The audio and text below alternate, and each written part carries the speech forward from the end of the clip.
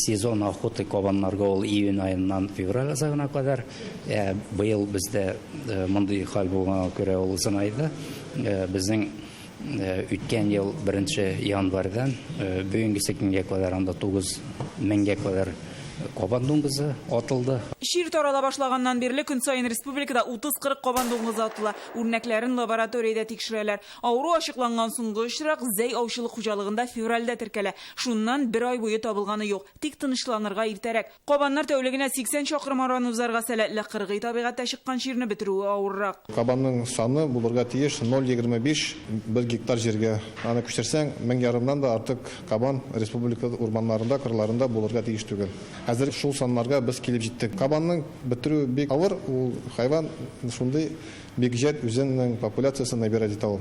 Африка чумасының Алабугада ничек килеп чыгуын әле дә әйтә алмыйлар. Азык аша дип фаразлыйлар. Бүгенгә алардан кала Әлмәттә 1, Зәйдә 4 чыганак табылган. Алексеевск, Теләче һәм Ютазы да куркыныч зонага керә. Дуңгыз фермаларында таләпләр катгый кала. Экономический ущерб дип әйтәбез инде, ул бик зур китерә. Безнең республикада ярты миллион дуңгыз бар, Комский беконда гына 300 000 чамасы дуңгыз бар. Кыш гриппы узган ел Залесныйдагы оешмага 200 миллион сумлык зыян сала, Мөслим, Буа, Чүпрәледәге хуҗалыкларга 5 миллион сум. Хәзер бу районнардагы хәл тотрыклы санала, әмма күчмә кышлар кайтыр вакыт җитә.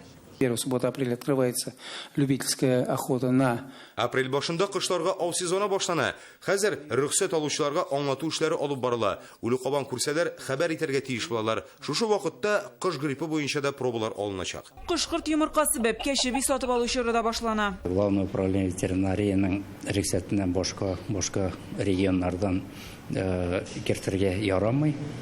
Һәм ветеринар белешмәләре бу кышларга булырга тиеш. Авылларда күрәбез шундый күренеш. Машинадан кышларны сатып бирәләр. Мондый кешеләрдән алу кирәкми. Районнарда кыш сату өчен махсус мәйданнар булдырылачак, шуннан алырга киңәш итәләр, ышанычлы булсын өчен. Милна Сайфетдинова, Данил Филатов, Яңа Гасыр каналы.